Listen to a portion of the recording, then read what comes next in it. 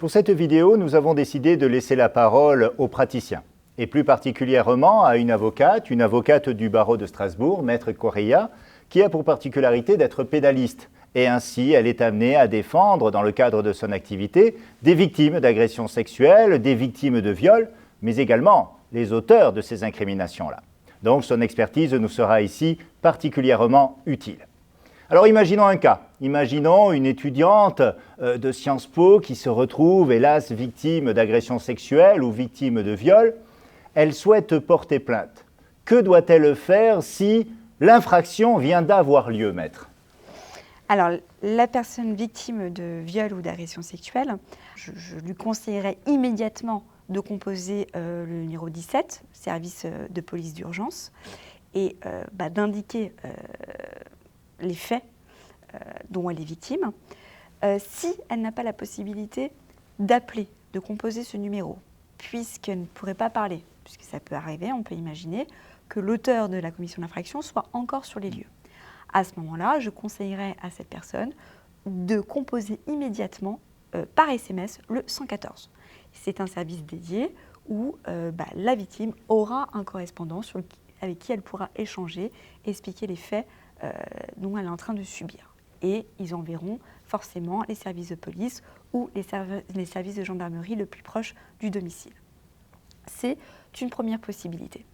Je conseillerais aussi à cette victime de surtout, alors c'est peut-être pas la chose auquel on peut penser immédiatement, mais surtout de ne pas se laver, de garder ses vêtements, de garder ses sous-vêtements pour pouvoir les présenter aux services de police, puisque les services de police pourront procéder à des prélèvements et trouver l'ADN, même si, je ne connais pas les statistiques, très souvent, la victime connaît son agresseur ou son violeur, mais il peut arriver, bien évidemment, qu'elle n'ait pas connaissance de cet agresseur ou de ce violeur. Et donc, à ce moment-là, l'ADN pourra déterminer de trouver l'auteur.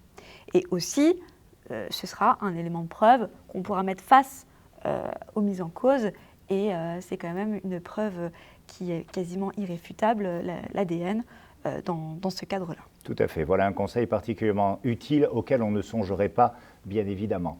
Alors, imaginons à présent qu'à la vue peut-être de cette vidéo, une étudiante de Sciences Po qui a été victime il y a quelques mois, quelques années d'agressions sexuelles, de viols, décide à son tour de porter plainte. Je me doute que dans ce cas-là, les numéros que vous nous avez indiqués ne sont pas utiles. Dès lors, quelle est la procédure à suivre pour cette personne ? Alors, la victime aura, entre guillemets, deux possibilités. Soit, et je développerai ces deux possibilités. Tout d'abord, elle pourra, si elle a cette force, ce courage, puisqu'il faut un minimum de courage quand même lorsqu'on a été victime, et de se rendre au service de police ou de gendarmerie pour déposer plainte. Elle pourra se déplacer, mais elle pourra, et je reviendrai après, elle pourra aussi adresser une lettre au procureur de la République, et je développerai dans un second cas. Donc deux hypothèses. Deux hypothèses. Donc dans la première hypothèse, si la victime souhaite aller déposer, elle peut aller déposer plainte au service de gendarmerie ou de police le plus proche de chez elle. Pas nécessairement de la commission d'infraction, puisque ça peut être des faits anciens. On peut très bien imaginer que la victime a subi un viol, une agression sexuelle sur son lieu de vacances et qu'elle décide de rentrer, et au moment de son retour, eh bien, elle souhaite déposer plainte. Donc, elle peut très bien le faire sur le lieu de son domicile. Lorsqu'elle va se rendre au service de police, elle a cette possibilité d'attendre dans le hall, comme la plupart des personnes. En revanche, et c'est ce que moi je propose à ces personnes, ce que je leur conseille, c'est d'appeler en fait le service, admettons à Strasbourg, le commissariat central de Strasbourg, pour expliquer qu'elle a été victime d'agression sexuelle ou de viol, qu'elle a l'intention de déposer plainte, et à ce moment-là, le service qui l'a au téléphone, eh bien, lui fixera un rendez-vous avec la brigade spéciale pour prendre sa plainte. Ce qui sera peut-être plus facile pour elle. Et lorsqu'elle se déplacera, moi je conseille à cette victime d'apporter d'ores et déjà tous les éléments. C'est-à-dire, si elle a pu échanger avec son auteur, parce que j'ai pu avoir le cas, dire ce qui s'est passé samedi, c'est inadmissible, tu n'aurais pas dû avoir ce comportement. Des échanges de textos. Des échanges de SMS. Ou des mails. Exactement. Si il y a ces échanges-là, eh bien, qu'elle les rapporte au service de police, afin que ce sera un élément... Les éléments d'enquête. Les éléments dans le dossier. Qu'elle donne aussi les noms de des témoins. Exemple, cette personne, elle aurait pu se confier quelques mois avant auprès de sa meilleure amie, de sa mère, et ces personnes-là pourront être entendues dans le cadre de cette procédure. Puisqu'il faut imaginer quand même que les services de police, lorsqu'ils reçoivent la plainte, eh bien, ils vont essayer de réunir au maximum d'éléments avant de convoquer le mis en cause. Vous nous avez dit qu'il y avait une autre méthode.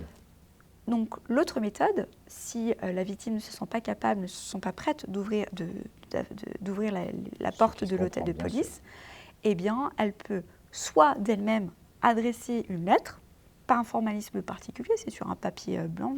Elle va décrire les faits, Elle va décrire les faits, donner le nom de l'auteur, si elle en a connaissance, sinon ce sera une plainte contre X. Lister les témoins, s'il y en a, donner des éléments avec la lettre. Et je conseille toujours, pour couper les délais, de bien envoyer cette lettre en recommandé avec accusé-réception, afin qu'elle ait bien la preuve que ce courrier a été envoyé et réceptionné par le procureur de la République. Alors, idéalement, elle doit envoyer la lettre au procureur de la République du lieu de la commission de l'infraction. Oui. Et ensuite, ce procureur, qui sera destinataire de cette plainte, l'adressera au service de police ou de gendarmerie, c'est lui qui décidera, mais généralement c'est la compétence du domicile, l'adressera à ses services, et ces services, eh bien, avant de convoquer le mis en cause, va procéder à différents éléments, à différentes instructions de mesures d'enquête, comme audition. Nous allons en parler justement de ce point-là. En tout cas, c'était très clair pour la plainte et les différentes possibilités qui s'offrent manifestement aux victimes. La question qui se pose à présent, c'est l'enquête. L'enquête est souvent entourée d'une certaine inquiétude pour la victime. Elle a peur de devoir se justifier devant l'officier de police judiciaire. Ça peut être assez délicat, cette phase-là. Comment cela se déroule-t-il concrètement, une enquête en matière de viol ou d'agression sexuelle en pratique, maître? Eh bien, je reprends la situation où la personne est victime à un instant T de viol. Vient d'être victime à l'instant, d'accord, oui. Et donc, les services de police ou de gendarmerie se sont déplacés et vont prendre les premiers éléments. Et généralement, ils vont, entre guillemets, l'envoyer à un service, à un institut médico-légal pour faire les premières constatations sur son corps. D'accord. C'est un premier élément afin qu'il y ait un rapport médico-légal dans le dossier. C'est quand même très important. Ensuite, elle va donner des éléments. Effectivement, il faut reconnaître que les services de police et de gendarmerie rentreront dans les détails. Où, quand, comment, en rentrant vraiment dans l'intimité de la victime. Non pas pour mettre à mal la victime, mais pour ensuite être face aux mises en cause et entendre ce que le mis en cause en dise et ensuite voir les comparaisons. Puisque la victime, si elle peut donner certains éléments et que le mis en cause donnera également certains éléments pour ensuite faire une comparaison des auditions. La victime aussi, dans les cas de mesures d'enquête, elle peut donner donc des noms de témoins. Ces témoins seront logiquement auditionnés par les OPJ. Voilà, ils seront auditionnés par les officiers de police judiciaire, non pas dans le but de s'assurer que la victime dit juste ou pas, mais pour avoir plus d'éléments et les confronter face aux mises en cause. Alors, il peut arriver, mais ça, je pense que c'est quasiment dans tous les dossiers, puisqu'il ne faut pas oublier, en fait, c'est qu'à un moment donné, lorsque vous êtes face au service de police, dans le cadre d'une enquête préliminaire, à un moment donné, les services de police remontent les informations au procureur de la République. Et le procureur de la République, surtout si on est en matière de viol, puisqu'on est en matière de crime, c'est un acte criminel, à ce moment-là, le procureur de la République n'aura pas d'autre choix de faire un réquisitoire introductif. Et le réquisitoire introductif va entraîner la saisine d'un juge d'instruction, ce qui sera complètement obligatoire. Et devant le juge d'instruction, tous mes dossiers d'instruction en matière de victimes de viol, il y aura une expertise psychologique. Et cette expertise psychologique peut se faire aussi dans le cadre préliminaire. Non pas pour s'assurer, alors bien évidemment, si je me place en tant que l'avocat du mis en cause, c'est peut-être pour s'assurer si la personne, elle n'est pas fabulatrice, si elle n'est pas mythomane. mais dans le cadre d'un avocat partie civile, l'expertise psychologique permettra de déterminer le retentissement de l'infraction sur la victime. Et cette expertise facilitera donc la détermination du préjudice subi concrètement. C'est ce que j'allais venir. Ça déterminera le préjudice au moment de la cour d'assises ou du tribunal correctionnel si l'infraction a été correctionnalisée. Donc nous le voyons, cette crainte du gendarme que certaines ou certains pourraient avoir, eh bien, n'est plus une réalité. Peut-être que par le passé, il y a eu des dérives, il y a eu des abus, certes, on a pu avoir des témoignages relayés sur les réseaux sociaux. Aujourd'hui, dans la grande majorité des cas, dans la quasi-totalité des cas, même devrais-je dire, il n'y a plus cette difficulté. Certes, des questions gênantes seront posées, bien évidemment, mais c'est pour la bonne marche de l'enquête, bien entendu. Voilà, je vous remercie, Maître, pour ces précisions particulièrement utiles sur l'aspect concret de ces poursuites liées, nous le voyons, au crime de viol et au délit d'agression sexuelle. Merci beaucoup.